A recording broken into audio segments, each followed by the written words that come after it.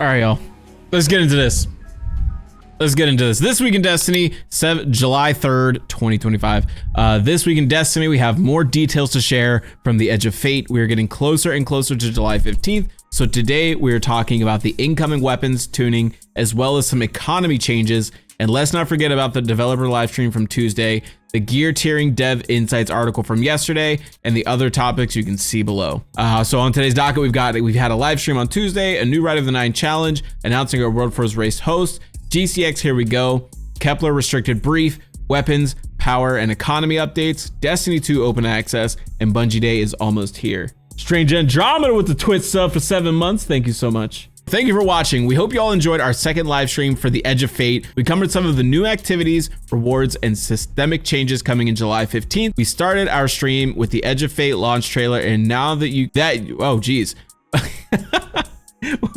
Like I'm reading way faster than my brain is allowing me to go. We started our stream with the Edge of Fate launch trailer that you can watch just right below. Spooky, right? We covered a lot of topics during our first section: unlockable world tier difficulties for the campaign, side quests that you unlock after completing it, Matter Ball Banes, a 3-player activity that uses the abilities you unlock in Kepler. The news destination is filled with many secrets, and Guardians are tasked with uncovering all of them and choosing how hard a challenge they want to face. Also, what's going on with all the fungi? I don't know. Good question. That's a good question. Next, we talked in depth about the portal. We have a lot of activities available in our new hub, from Onslaught to some favorite seasonal activities like the Coil. You can choose from a big pool of modifiers to tune the experience and up the challenge in order to get bonus rewards. The goal is to make activities not only more rewarding and personalized, but also make them easier to understand. There are tons of new ways to enjoy your favorite game with solo ops. I love how they pointed out that this is our favorite game. I love that part. From solo ops, fire team ops, and crucible ops, and also pinnacle ops, plus a section dedicated to activities like exotic missions that will get their unique rewards. To make it easier to understand and follow, we have reworked Guardian ranks to focus on the portal and its activities. We also have the new seasonal hub with weekly ranks. You know what I gotta do?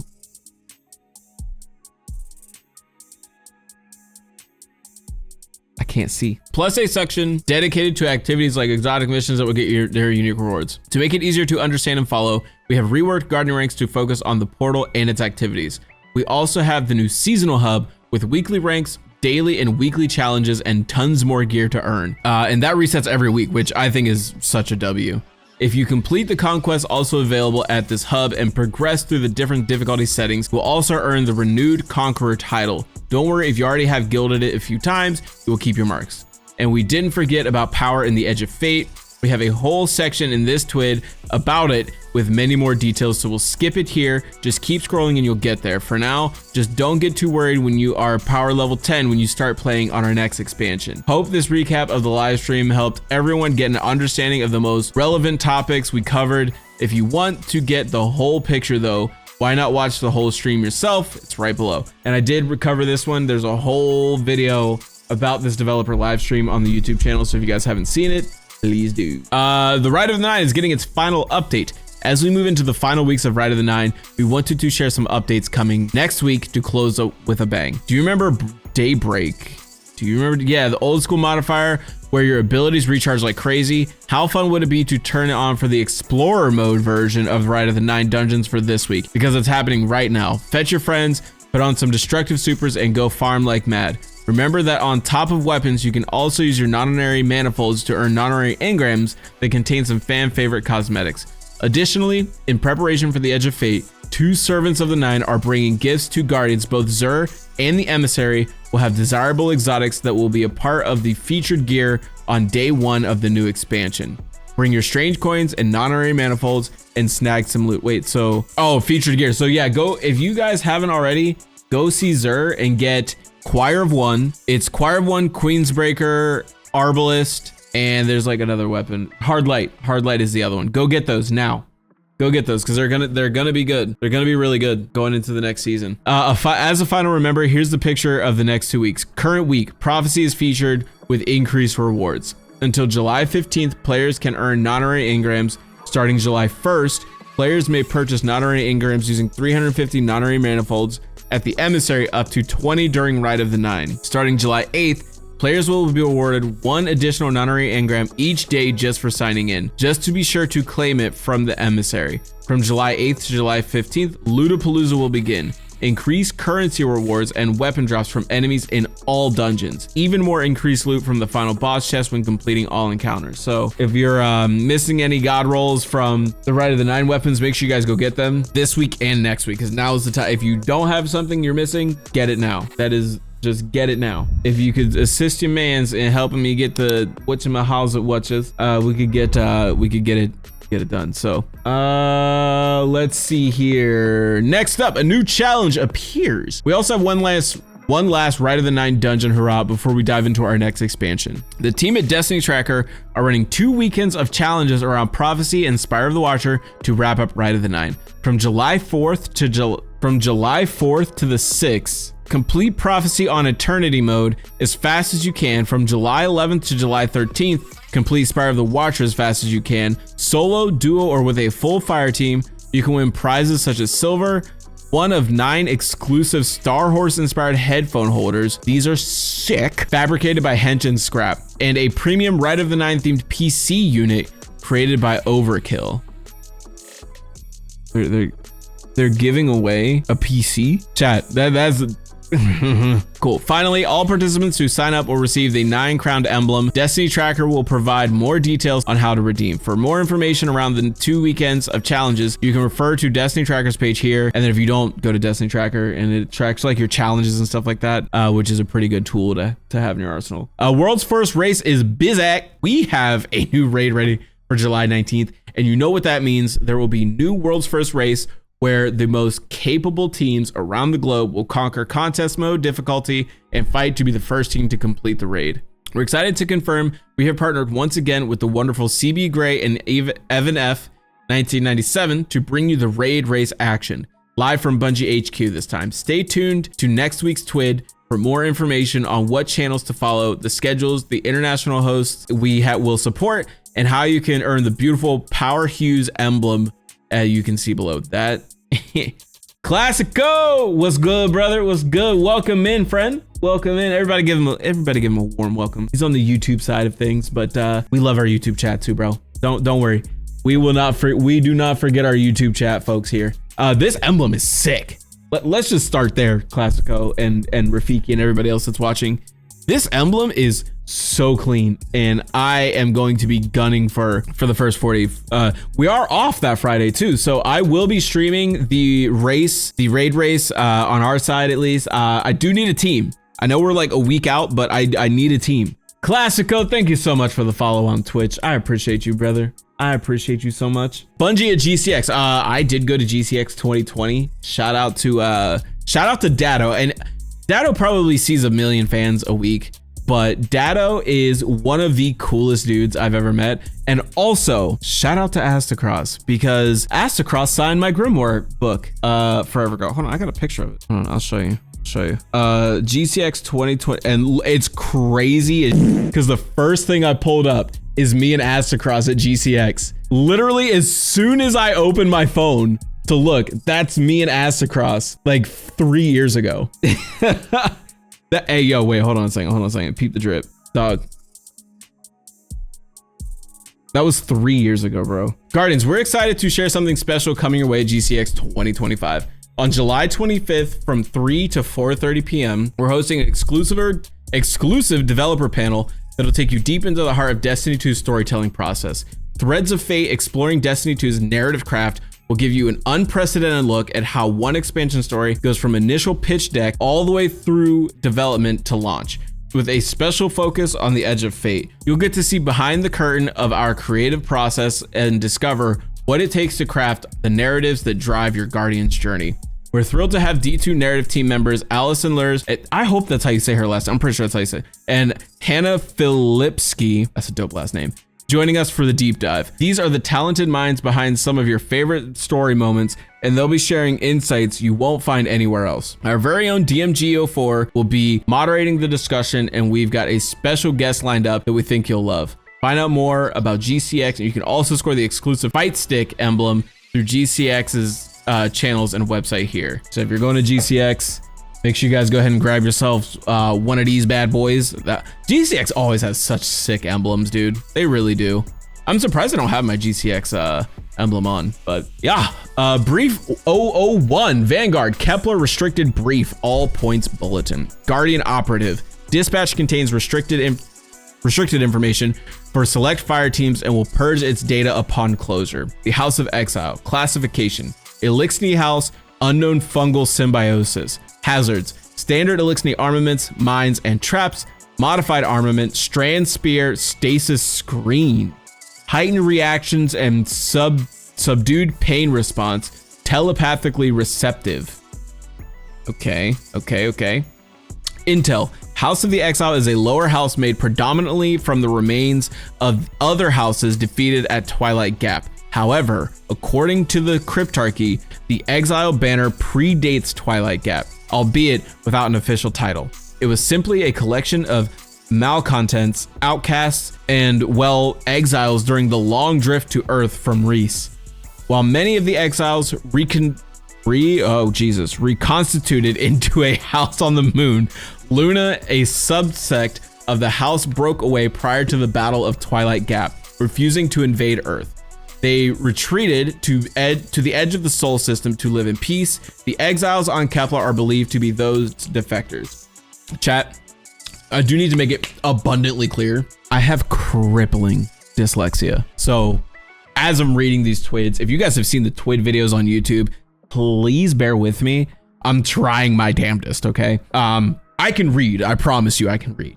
I just have really, really bad dyslexia. So if I stumble, that's why. Paracol's weaponry has been encountered. Guardians should take maximum precautions during engagements on Kepler. Select House of Exile armaments have been noted to contain stasis crux cores or compressed strand tangles suspended in a mixture of Elixni technology reminiscent of House Salvation forces under the Witness as an unknown energetic charge, okay? These guys are gonna suck, okay? I'm going to be throwing things at the wall fighting these guys because the grim that we have now, the flying bat dudes. Hit along transcript Chakep 1024. The following transcription documents to the house's acquisition of strand and stasis technology. Do you see now the gifts of which I spoke? Here they are set before you as I foretold. The deathless comes for us, and so the giver arms our people in defiance. Through time and space, I have claimed at the giver's behest, lost and sidecasted technology of our broken siblings on light-conquered worlds. Where they fell, we stand by the will of the giver.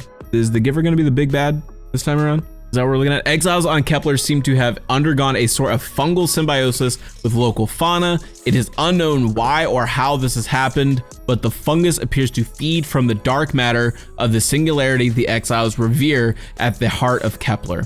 There appears to be a sort of stylistic hierarchy among the exiles. While it affords no actual authority, the size, shape, and unique features of fungal growth sported on their armor or hosted on their chitin impact relationships, respect, and clout within the house. So I guess the more fungaliciousness you are, the more fungulated you are, the more fungadicious you are, the more you get, the more, you know. See Jim over there? Did you see Jim over there? He's got fungus on his armpits, bro. That's baller. Initial reports suggest the House of Exile was not always hostile and at one time even worked alongside the Ionian population of Kepler. We hope you are enjoying these short lore pieces more in the coming weeks. So they're just giving us a little taste of the lore that we can expect, or some things we can expect in the Edge of Fate, which I think is sick.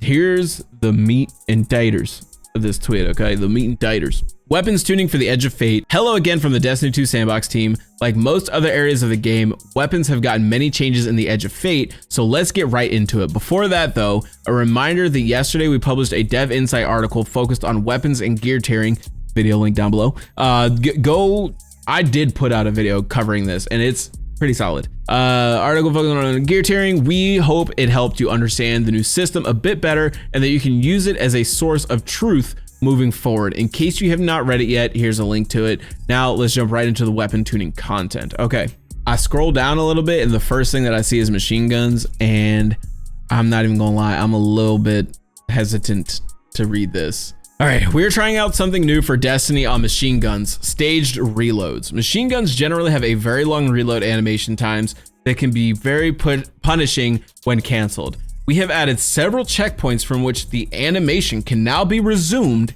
if it is interrupted mid-reload. Oh. I like that. This is a feature we are rolling out on machine guns first, but we plan to expand to other weapon types in the future. Now have a staged reload. Staged reload places checkpoints in the reload animation. When a player cancels a reload animation and starts it again, it will resume from the latest checkpoint. So I'm assuming like removing the mag would be a checkpoint, putting the new mag in would be a new or like the new belt fed thing would be a new checkpoint. And then putting the little juba-doobs in the chamber would be a checkpoint. Closing the lid would be a checkpoint, and cocking it would be a checkpoint. How do you guys feel about that? In the chat, or am I literally the only person that does DPS with a machine gun? I feel like I might be the only person in the world that does DPS with a machine gun, and I do that a lot. Jake can attest to that. Like if you're new to Destiny and you have like no context to any of this, like it's almost better in a way that you know this, because before, if you canceled a reload on a machine gun, it would legit just restart the reload altogether. You could get all the way to the end of the reload animation where you're closing the lid and pulling the thing back. If you cancel that reload for whatever reason, it would completely restart. This will kind of keep your gameplay a little bit more fluid for sure. All right, glaives. The projectile changes for glaives and heresy have been generally very positive for the archetype, but ended up opening up a small window where it was actually a nerf to the weapon projectile performance, particularly at short range and PvP. We've made some adjustments to account for this issue. Reduce projectile tracking strength at very close range to avoid a behavior that made the projectiles less accurate. Okay, good. And I don't know why they said just PvP here, because that happens in PvE too. I get that they want it to be good in PvP, but like in PvE, if I were close up and I shot the glaive projectile, it would like miss, because, or it would either be really aggressively tracking or it would completely miss. One of those two things would happen. Perks. Okay. Reconstruction. Reconstruction has been underperforming on non-rocket.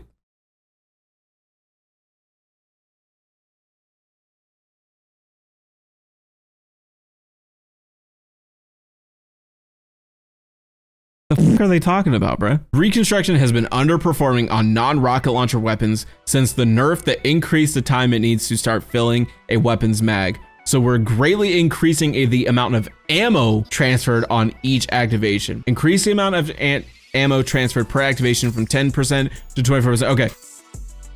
Bro, that's what I'm saying, Rafiki, that's what I'm saying, bro. Underperforming. Reconstruction got nerfed and it was still really good. I don't know what they mean by underperforming. Who was saying that it was underperforming? I use reconstruction on a lot of guns and I think it's fantastic, but a 10% to 25% of the mag. Yo, you know what's, speaking of machine guns, you know what machine guns about to get really good? Insight Terminus, or not Insight Terminus.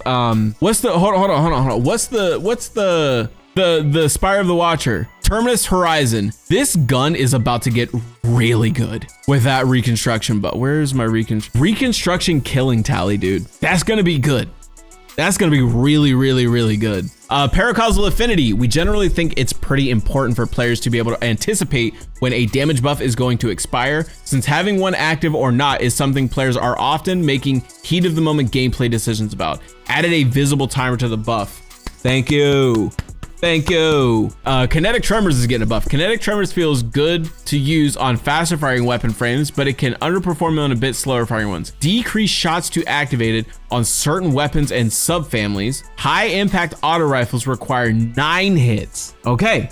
Aggressive and high impact scout rifles require 5 hits. Okay.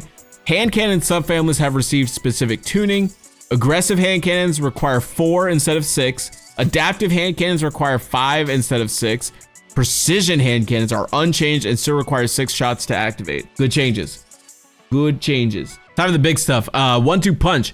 This was covered in our 619 TWID on melee changes, but we're copying it here for posterity. Now works with all melee abilities. perk activate time increased from 1 point.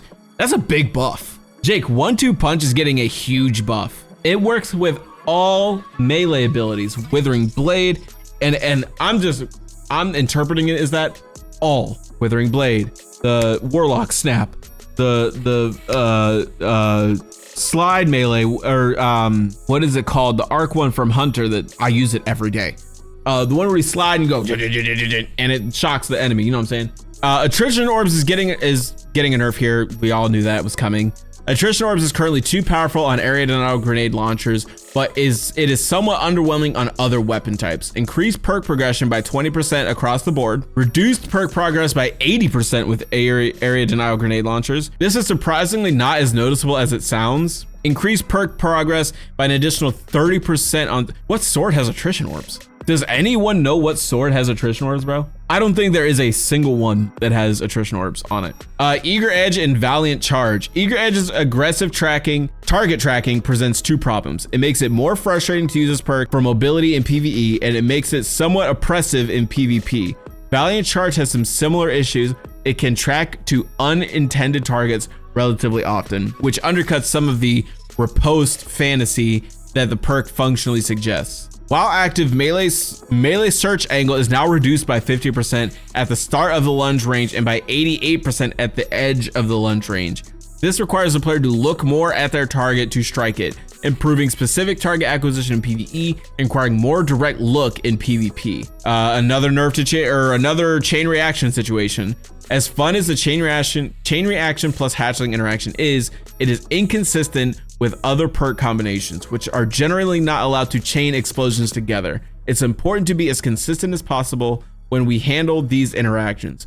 Do not want our players' ability to tell if a weapon roll is good or not to be dependent on knowing which perks chain with each other and which don't when it is not listed in game. Thread links created by weapon perks will no longer activate the detonation from chain reaction. Chain reaction, Dragonfly, and Firefly. These perks currently deal different amounts of damage to different targets based on the type of weapon that activates the perk. In many cases, this makes these perks even worse on weapons that do not use them well in the first place. It's harder to get a precision kill with a submachine gun than it is a hand cannon, but Dragonfly also deals less damage when a submachine gun activates it. We want perks to feel stronger on different weapons for obvious reasons, such as how often a weapon gets precision kills, rather than the unintuitive. Jesus Christ, chat. Unintuitive. My brain was throwing those ends around, and those eyes. That was too many eyes and too many ends in rapid succession like that. Unintuitive ones. Chain reaction, Dragonfly, and Firefly no longer use weapon archetype scaling against combatants and instead use a new perk damage scaling that is more normalized between different weapon types. This buffs many weapons with these perks against most targets. Here's some of the biggest winners from this change. Fusion rifles deal 41% more Fusion rifles deal 41% more chain reaction damage to minor combatants, and I just got the repulsor brace and chain reaction roll on the Vesper's Host fusion rifle. Submachine guns deal 43% more Dragonfly and Firefly damage to minor combatants. The Edge of Salvation Raid SMG is about to get really good. Auto rifles deal 47% more Dragonfly damage to minor combatants. Linear fusion rifles deal 165% more chain reaction damage to minor combatants, and at least 124% more chain reaction to all other combatants, very slightly based on combatant type. Okay. Swords deal 123% more chain reaction damage to minor combatants, and at least 193% more chain reaction damage to all other combatants, very slightly based on combatant type. In the interest of transparency, we want to call out the 3 instances where this change results in a nerf of at least 5% decreased damage. We do not expect any of these to have serious impacts on balance or perk desirability. Hand cannons deal 20% less Dragonfly and Firefly damage to major combatants. Sniper rifles deal 8% less Firefly and Dragonfly damage to minor combatants. Special ammo waveframe grenade launchers deal 6% less chain reaction damage to major, champion, and mini bosses, combatants, and 14% less chain reaction damage to ultra and vehicle combatants. Okay. Champion interaction changes. In Season 20, we added the ability for subclass verbs, ignition, jolt, suppression, etc., to stun champions, and have since added these verbs to weapon traits and various exotic weapons through rebalances. We quickly realized these weapons had issues when paired with anti-champion effects from sources like the artifact or radiant. To prevent erratic behavior, we barred certain exotics from gaining external anti-champion capabilities. It has become unclear to the player which exotic weapons are excluded, so we decided to address the issue formally. We have now made certain exotic weapons, most of which applied a subclass verb through gameplay, intrinsically anti-champion, and will adhere to the following soft rule from now on. Weapons that intrinsically have the anti-champion symbol in the weapon tray cannot receive anti-champion capabilities from the artifact or from radiant-like effects. Otherwise, they can receive external anti-champion capabilities and be able to continue their subclass verb anti-champ capabilities. So, for instance, Ariana's Vow is anti-barrier by default. If it's ever unstop hand cannon, you cannot use that hand cannon to also do unstops. So it's literally one and done. If it's an anti-champion weapon that's an exotic, it will only ever be able to do that one, which I think is it did kind of feel a little bit busted when we had it was Arbalist. Arbalist was doing what does it do naturally? Is it barrier or unstop? It was yeah, so it was anti-barrier, but one season a while ago it was unstop linear fusion rifle, and you could run Arbalist to unstop 2 champions. It made Nightfalls so free. Nightfalls were literally the easiest thing in the world. Exotic weapon changes. Vigilance Wing. When Vigilance Wing exotic trait last stand felt left behind by things like the Alacrity origin trait. So we have made a change that will allow it to be more active when running solo and PvE activities. Last stand bonus is not active when running solo and PvE activities. Okay. Hierarchy of Needs. Hierarchy of Needs is a cool weapon that currently restricts the player's actions too much. We wanted to increase flexibility with a weapon while keeping its fantasy intact. And while we were at it, we let it interact with other bows wielded by your allies or yourself. Players now gain charges of Guidance Ring with any hit from Hierarchy of Needs, and now only need 3 charges to deploy the oh, that's a buff. Hierarchy spawned Guidance Ring duration increased from 13 seconds to 20, also another buff. Hierarchy spawned Guidance Ring now rotates to face its owner, also another buff. That's gonna be sick. Players are now limited to 1 Guidance Ring in the world per player. Spawning a second one will remove your previous ring. All bows now spawn missiles when fired through an allied's player guide. Is that Galler bow? Chat, did we just get Galler bow? All bows now spawn missiles when fired through an allied player's guidance ring. Yes, all bows. Rafiki, listen to me. Imagine it. Just imagine for a second. If we end up in a situation where Hierarchy of Needs synergizes with Le Monarch, imagine what we could do. This is just copium at this point here. This is just me spitballing ideas here, right? Imagine perfect shots also apply the volatile to through the, we'll have to see how it plays out. But what I'm thinking is one person with Hierarchy Needs launches the circle, and everyone behind him just has Le Monarch on the perfect shot, and it's applying volatile to everything nearby. Do we think it's going to be that good? Do we think it's going to be that good, or are we like, I'm using Hierarchy. I like Hierarchy of Needs. I didn't have it for a very long time, and now that I do have it, I've been using it. Something to think about.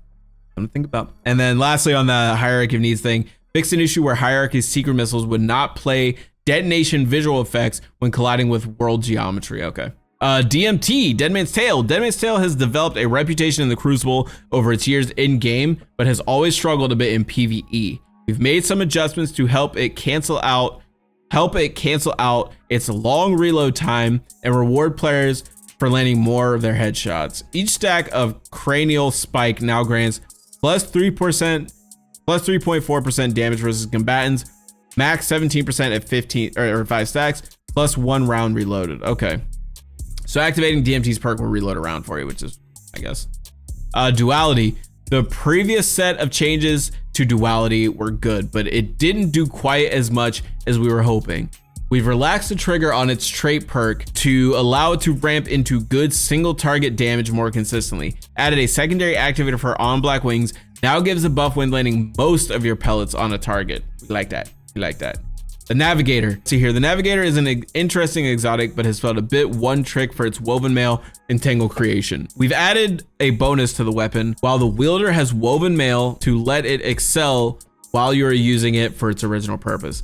When the user has woven mail, increased damage, 25% damage buff when you have woven mail. Titans are gonna rip with this thing, bro. Titans are gonna be so good with the Navigator. Giving it 5% PvP, increased ammo generation stat. Okay. Wicked Implement, which is a weapon that I have, but I have literally never used. I think I shot it twice, maybe. I don't even think it has any kills on it, but we've shifted Wicked Implement to a faster fire rate to better align with its gameplay fantasy. With our recent changes to how stasis interacts with champions, we've also made Wicked Implement to be anti-overload intrinsically to align with its stasis role in the sandbox. Now it's a rapid fire. Now it takes one additional hit to start slowing and freezing. Oh, that's fine. That's fine. Increase magazine size to 20 and is now intrinsically anti-overload. Yo, Wicked Implement is gonna be good. A big constrictor for a lot of heavy swords is just how fast they chew through ammo. It makes it hard to choose when and where to use them, especially for a weapon like Hard Shadow that very much wants you to use it to clear out chaff by peeking in and out of invisibility. So with these changes, we've leaned harder into its fantasy. Increases ammo reserves, reduced cost of heavy attack to 3 from 4, added defeats while shot in the dark is active, make you invisible once more. Worldline Zero. Worldline has always been a fun sword to play with, but has largely fallen out of favor ever since it lost its ability to let you skate, alongside the introduction of the Eager Edge. To give it more defined niche, we are leaning into its Tesseract ability, emphasizing ad clear via rapid, nimble teleports. Increased lunge distance of the heavy Tesseract attack by 3 meters, remove the ability to chain 2 blink attacks back to back, added a new effect, defeating a target with Tesseract allows you to Tesseract again for a short duration. These extra blink attacks cost less ammo and consumes less guard energy. Okay, lovely. Devil's Ruin is another exotic that has felt a bit one trick for a long time now. We have reworked the weapon to remove its fire on release behavior, as well as making the beam mode more of a reward once it has been enabled. Remove fire on release behavior. Beam is now behind special reload. Kills with this weapon make fire sprites, and picking up fire sprites enables a special reload. Beam now scorches on hit and ignites on kills. Increased magazine size to 20 and is now intrinsically anti-unstop. Intrinsically anti-unstop. I've literally never used Devil's Ruins, not once. I have it, just never used it. Tommy's Matchbook. Tommy's Matchbook runs into issues with survivability and overall usability. These changes focus on improving that experience, allowing players to maintain ignition trigger even if they stop shooting for a moment, and providing intrinsic avenues to heal back lost health without completely removing build crafting potential. We also wanted to provide a higher incentive for players to hip fire this weapon and improve how self-damage is communicated to the user and to other players. Okay, general. Added a burning screen effect while the player takes self-damage from ignition trigger. Other players who are taking self-damage from ignition trigger will now have a burning effect surrounding their model. Okay, so if you're looking at someone, they'll also be like burning and stuff like that. Ignition trigger, the HUD buff now appears as a bar. While ignition trigger is active, the bar charges as you fire the weapon and drains when you don't. So as long as the bar has some charge, ignition trigger will remain active. Okay, heatsink. Hip fire self-damage decreased to 50% less damage than ADS self-damage, previously 33% less damage. The Catalyst. Removed improved health regen. Now final blows while ignition trigger is active grant cure ×1. Scorch on hit is unchanged. I definitely will use Tommy's Matchbook going forward. The reason I didn't like it, I don't like guns that kill you. Like, what's the scout rifle from King's Fall? Touch of Malice.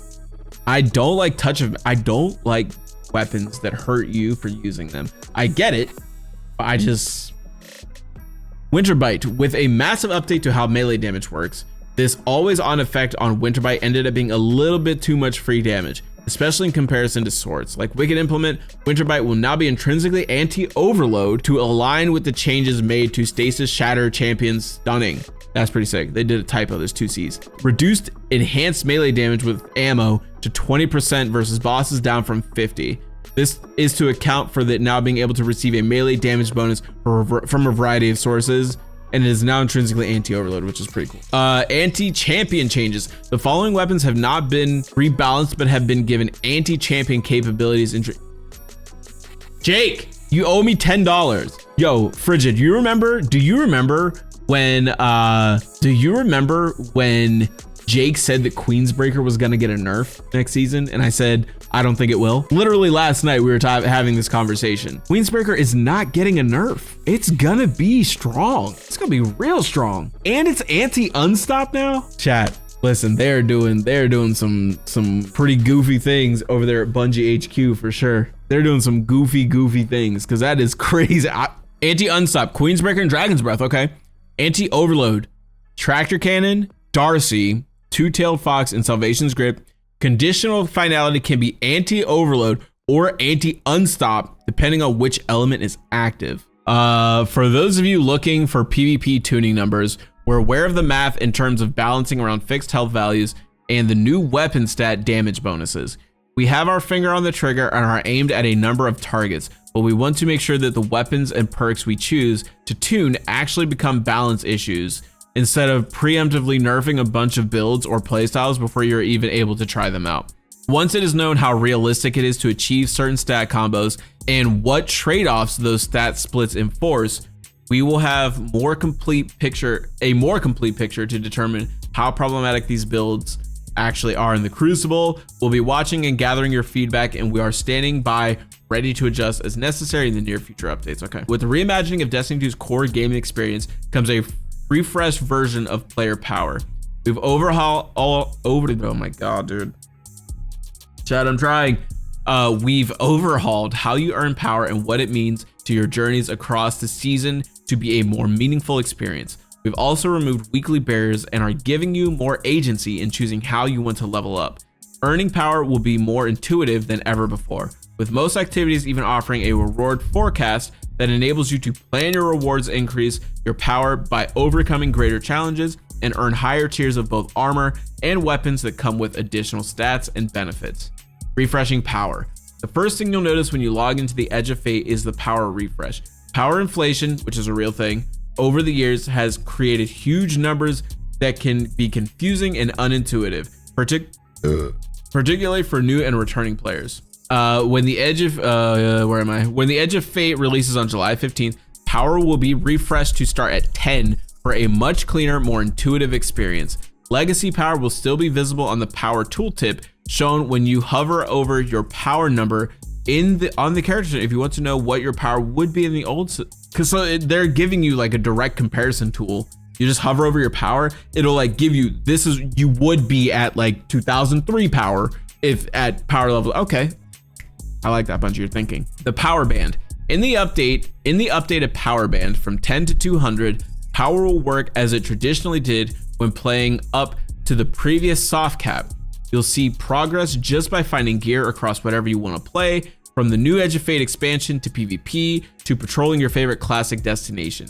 Playing activities on the portal will offer increased progression, while completing missions and finding secret chests in Fate Saga expansions will offer the fastest progression. Lots of activity content will exist in the power band, including the entire Edge of Fate expansion pack, event activities, all legacy content, and even the new redacted raid. While the activities won't ask you to earn more than 200 power to play at max effectiveness, they may offer rewards above 200 when played at harder difficulties. More on that later. During the climb to the power cap of 200, you'll be able to earn tier 1, tier 2, and even the occasional tier 3 drops. This gear is as strong as legendary or even adept weapons from before the Edge of Fate. Your progress up to the power cap will also stick around into the new season, lovely, when Destiny 2 Renegades releases in December, giving you consistent access to gear as strong as or even better than what you're used to, as well as tons of activities to play. Seasonal bonus power, and literally they're answering my question right here. Since Shadowkeep, the seasonal artifact has offered a way to increase your power above the power cap through artifact bonus power. While this way is a great way to get an advantage in high power activities, it wasn't consistent in finding new, better gear driven instead by XP. It incentivizes behaviors like bounty farming that didn't quite focus on overcoming new and greater challenges. The Edge of Fate seasonal bonus power will now live right on your weapons and armor instead of in the seasonal artifact. By overcoming harder challenges in PvE as customized by you, or challenges yourself in competitive and trials for PvP, you can earn gear with greater amounts of seasonal bonus power that will increase the level beyond the power cap. There are no longer weekly limits on how much progress you can earn either, so your power can climb for as long as you want to play. Just like artifact bonus power before it, these seasonal bonus power levels are limited to the current season, and any weapons or armor above the power cap will be back at 200 starting next video. Okay. Bonus power and rewards. As with the climb to the power cap of 200, by increasing your power level further with seasonal bonus power, you will be able to earn even higher tiers of armor and weapons with even greater benefits. When the Edge of Fate first launches, you will be able to increase your power as much as a total of 450. Earning high enough grades from portal activities can give consistent growth all the way to 400.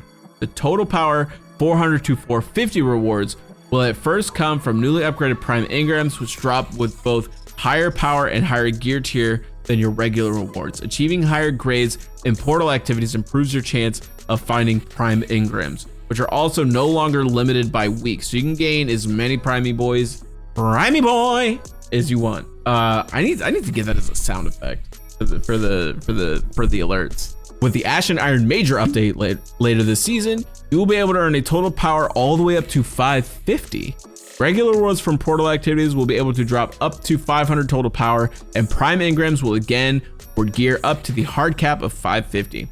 Those who reach 500 power will be rewarded with regular drops of the highest tier of weapons and armor, tier 5. Lovely. This gear comes with both unique aesthetic qualities and the highest stats, so being able to consistently farm them will be an aspirational journey for the most ambitious of guardians. And make sure you regularly check on what's going on in the portal. Challenges on the seasonal hub page and events will both be a great way to get some bonus power progression. Infusion is a great way to increase the power of your favorite items, but needing a constant supply of upgrade modules to do it was a hassle. Amen, brother. Amen. We're simplifying infusion to instead use enhancement cores directly, so you no longer need to make constant trips to Banshee.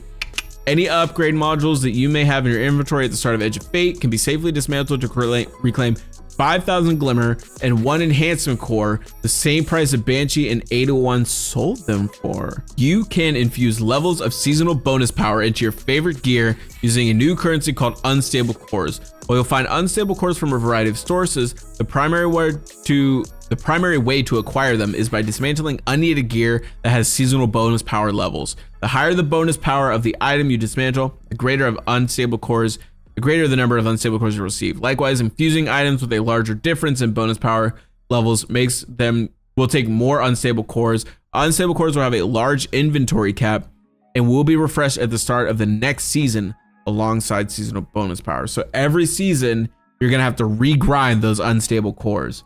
Quality of life. With the Edge of Fate, the power climb should be more intuitive than ever before. Seasonal bonus power, I keep getting those two flipped around. Seasonal bonus power offers a refreshed player journey for the highest tiers of gear every season while keeping numbers understandable and meaningful.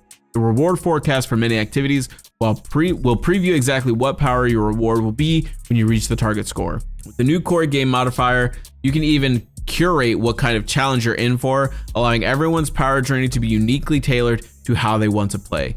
Portal content will also feature new daily bonus focus rewards across both PvE and PvP, which will allow you to target earning power on gear for a specific slot that you might be missing to round out your average. Both account-wide power progression and fireteam power introduced in the final shape will be sticking around as well. Okay, cool. So your progress will carry over to all of your characters. You can always play with your friends. Okay, that is actually a W. Fireteam power system, I think, was a really good choice, Bungie. Like, if you're listening to this, I think that was a very, very solid choice. The economy updates in the Edge of Fate. In the Edge of Fate, we're taking a deep look at our core game activities, in-game economies, and rebuilding them along with the rest of the game. Core game activities, solo ops, fireteam ops, pinnacle ops, crucible, and trials of Osiris will be your primary sources of glimmer, strange coins, and masterwork materials. These rewards will scale alongside your gear, with better rewards coming from higher difficulty content. As you can see below, a lot is changing with the release and will continue to evolve over the coming seasons based on your feedback and analytics. Please keep it coming. Armor masterworking. I like this little, this is a nice little little banner here. I like this. Armor masterworking, along with Armor 3.0, masterworking new pieces of armor will have their cost change depending on their tier of armor piece. In our Edge of Fate reveal stream, we mentioned that armor now drops with energy completely filled in, so players can begin to build craft immediately with armor mods. The higher the tier, the more it costs. We want players to be able to engage with the masterwork system without them worrying about wasting materials on lower tier gear. Additionally, armor now has 5 masterwork levels rather than 10. That part. If you notice the cost for tier 5 in the table below, don't worry just yet. We're rebalancing the distribution of masterwork materials pretty dramatically when the Edge of Fate arrives. Enhancement prisms will become a bit more common than what they were previously to better fit their role between enhancement cores and ascendant shards. In core game activities, you also have a chance for major enemies to drop materials. In core game activities, you also have a chance for major enemies to drop materials such as masterwork materials, maybe even some other goodies. Oh. So for gear tier 1, masterwork level 1 through 5, 300, 500, 1200, 3500, and 4500 glimmer respectively. And then enhancement cores for tier 4 and 5, you need 1 and 2 respectively. For tier 2 armor, 1200, 2800, 4000, 5000, 7000 glimmer respectively. And then for tier 2, you need 1, 1, 2, and 2. And you will also need an enhancement prism for getting it masterworked fully. For tier 3 armor, you need 1500 glimmer, 3000 glimmer, 5000 glimmer, 7000 glimmer, 8500 glimmer. Holy crap. And then you'll need one enhancement core, 2 enhancement cores, 3 enhancement cores, 4 enhancement cores, 5 enhancement cores respectively. And then you will need 1 enhancement prism for tier 4, 1 enhancement prism for tier 5, and then, or for level 5, and then 1 ascendant shard. Shit's expensive, getting expensive, bro. Tier 4 armor, 200 glimmer. I'm just gonna say 2000 glimmer because all of these other ones have, yeah, so tier 4 armor, 200 glimmer. For level 2, it's 3300. For level 3, it's 6500. For level 4, it's 8200. And for level 5, it's 10,000 glimmer. 2 enhancement cores, 3 enhancement cores, 4 enhancement cores, 5 and 7. We have now entered actually RPG territory. This is gonna be a lot for the average D2 player. From what I understand off the last paragraph, right? We are going to have some of these materials drop from getting enemy kills, which I think is a W, but that is a hefty cost. A tier 4 armor piece is going to cost me 10,000 glimmer, 7 upgrade or enhancement cores, 3 enhancement prisms, and 1 ascendant shard. That's expensive, bro. All right, so tier 5 armor is, oh my God. Chat. Tier 5 masterworking. 2,400 glimmer for level 1. 3,500 glimmer for level 2. 7,500 glimmer for level 3. 9,100 glimmer for level 4. Chat. 12,500 glimmer for a level 5 tier 5 masterwork. 9 enhancement cores, 5 enhancement prisms, that's whatever, 2 ascendant shards. Inflation has hit Destiny 2, bro. I'm not masterworking. Sorry, not doing it. I'm not masterworking. Masterwork level on exotic armor. Okay, I think it's because it's only tier 2. Exotic armor is 1,500, 3,000, 5,000, 7,000, 8,500. That's not that bad. It better not be. It better not be. If you mean to tell me a tier 5 is 12,000 glimmer, these better not be, because these are only tier 2. Note that these changes apply only to new armor. Oh, okay. Weapon masterworking is unchanged from how it worked previously, even if it may be revisited in a future release. Okay, cool. Destination materials. Destination materials would stop dropping from resource nodes starting in the Witch Queen and later only granted glimmer and or reputation will be fully deprecated when the Edge of Fate arrives. Master Roll will no longer accept destination materials, and they will no longer have any value. This is the list of materials that can be safely deleted after July 15th. Finest matter weaves, dusklight shards, microphasic data lattice, Barian bows. Chat, hold on a second. Bow. Bow. Bow. I've been saying it right this whole time. Helium filaments, glacial starwort, and spin metal leaves. Activity reward changes. Vanguard Ops Onslaught. I love me some Onslaught. I play Onslaught all the time. Onslaught has been rebuilt to be a part of the core game activity engine and will drop new tiered rewards. That means the older gear, the Brave Arsenal, needs to be moved to a different place so the loot pool only offers new gear. Brave Arsenal weapons will be moved to be a part of Xur's wares. Nightfalls. While Nightfalls will remain accessible from World Tab and Edge of Fate, they will no longer work on a weekly rotator, but on a daily one, and will include all current Nightfall strikes and battlegrounds. This requires some changes to how the loot pool was delivered. Nightfall weapons are now legacy gear. Nightfall loot pool will be updated to include all previous Nightfall weapons that have origin traits. Nightfall rewards are on a knockout list until all Nightfall weapons have been unlocked. From then on, all Nightfall weapons will have a flat drop chance. Grandmaster Nightfalls no longer exist, as their purpose and function have been transferred to the portal's. And then the Conquest. You will still experience Grandmaster difficulty just in other activities. They're opening the doors to put the Grandmaster difficulty level on everything, and I'm rocking with it. I love that idea. As someone who, like, I don't really run gems all that often, but when I do them, they're fun. I enjoy doing them. I've got a guild on my Conqueror seal. I've got a couple of them. Legacy rituals, Crucible Gambit, Vanguard Ops. Activities that don't offer tiered gear require more adjustments in the new system. Ritual reputation reward tracks have been removed, so no more reputation. Ritual engrams have been removed. Legacy focusing remains, but costs have been updated with the removal of ritual engrams. Legacy armor and legacy weapons will cost 15,000 glimmer and 3 enhancement cores. Okay. What legacy gear are we pulling? Name one ritual weapon that you use today. Vendors and reputation rank tracks. When you start playing the Edge of Fate, you'll notice that vendor reputation system has been removed from vendors in the tower, with the exception of Hawthorne. This new approach comes hand in hand with a rebalance of rewards throughout the game. Without going into too much detail, we can say that removing these reputation tracks allows us to be more rewarding with currencies and gear that drop from activities.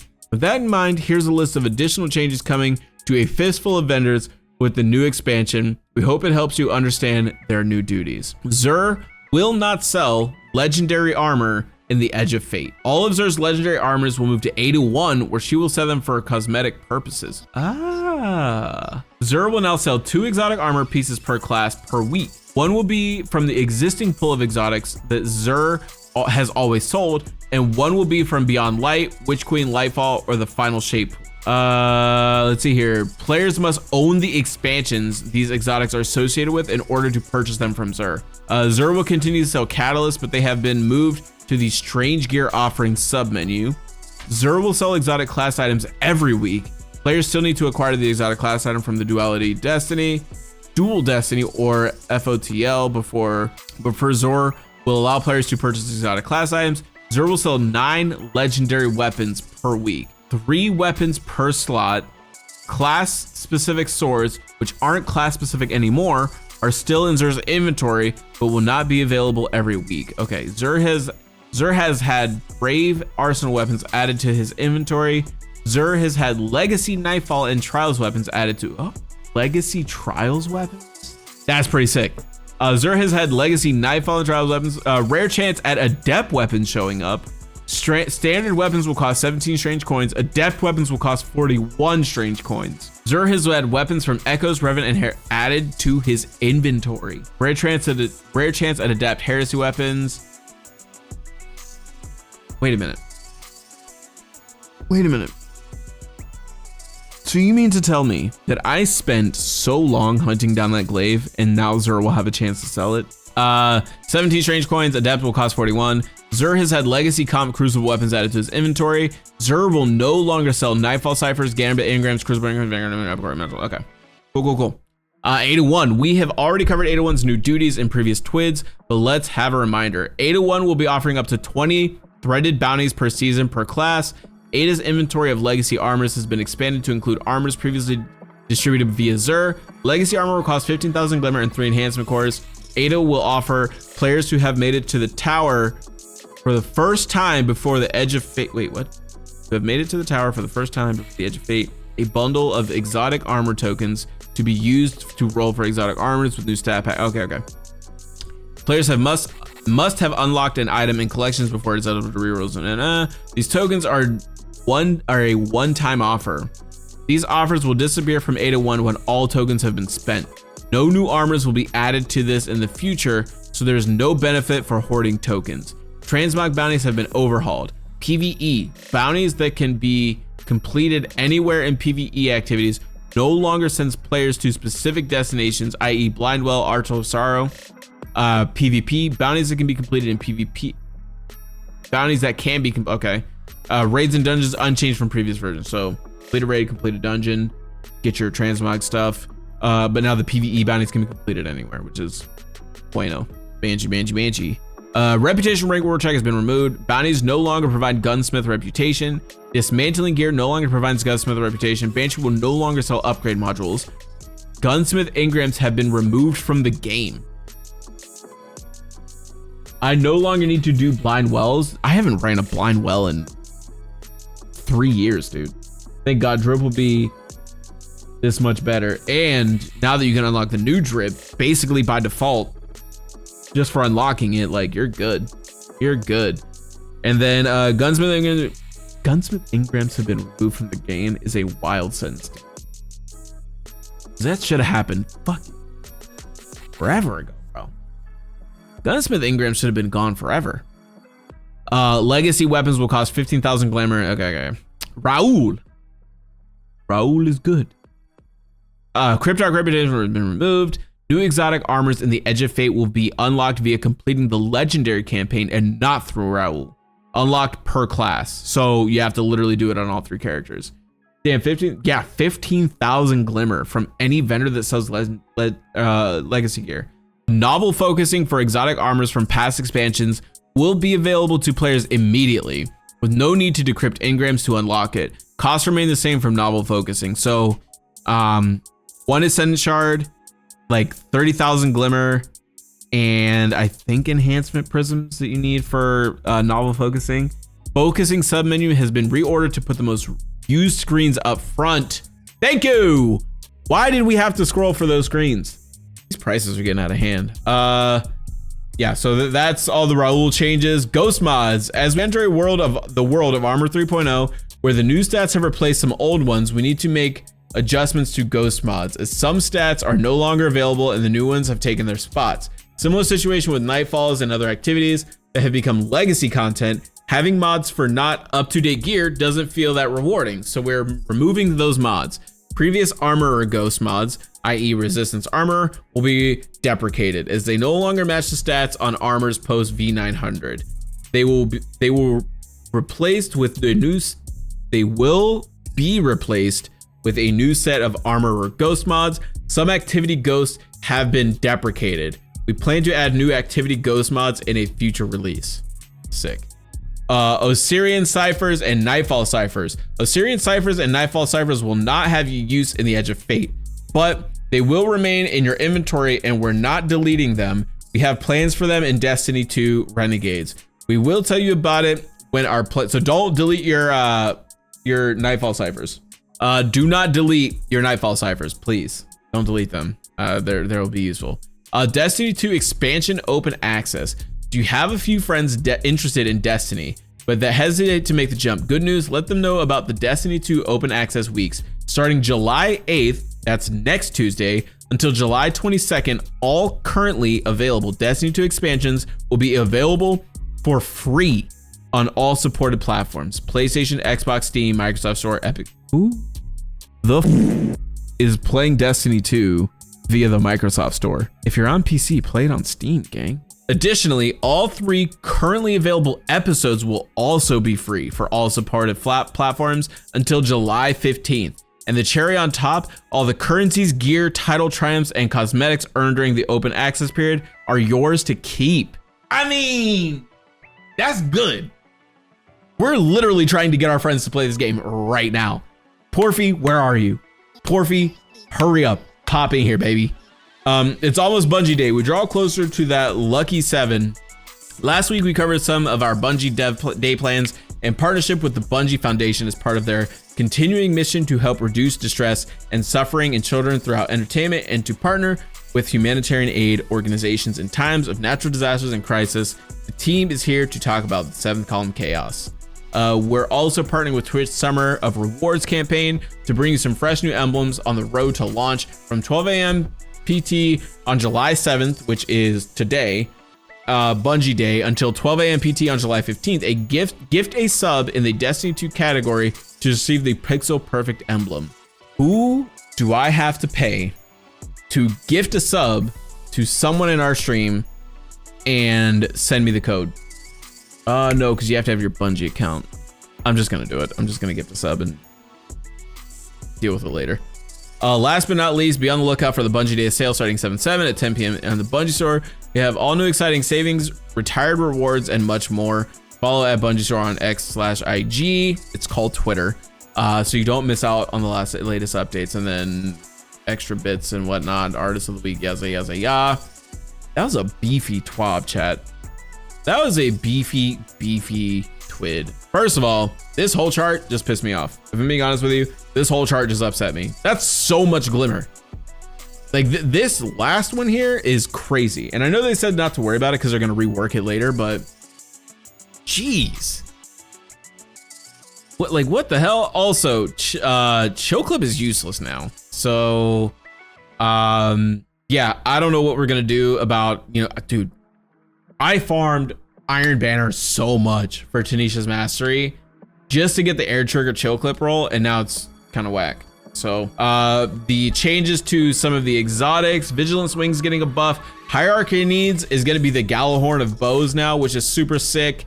DMT, Duality, Wicked Implement is going to be really good. The fact that it's a rapid fire frame now is going to make me use it a lot. Going over all of this section here, just to kind of give people like an idea of what's going to happen going forward for Chain Reaction, Dragonfly, and Firefly. Chain Reaction, Eager Edge and Valiant Charge, Attrition Orbs, 1-2 Punch, Kinetic Tremors, Paracol's Affinity, Reconstruction, and then Glaives and Machine Guns are getting some slight changes. So there will be a separate video for that. If you guys enjoyed this one, make sure you guys go get subscribed to my YouTube channel, by the way. If you're here in Twitch chat or in YouTube chat and you haven't clicked the subscribe button yet, I mean, what are we doing here? What are we doing here?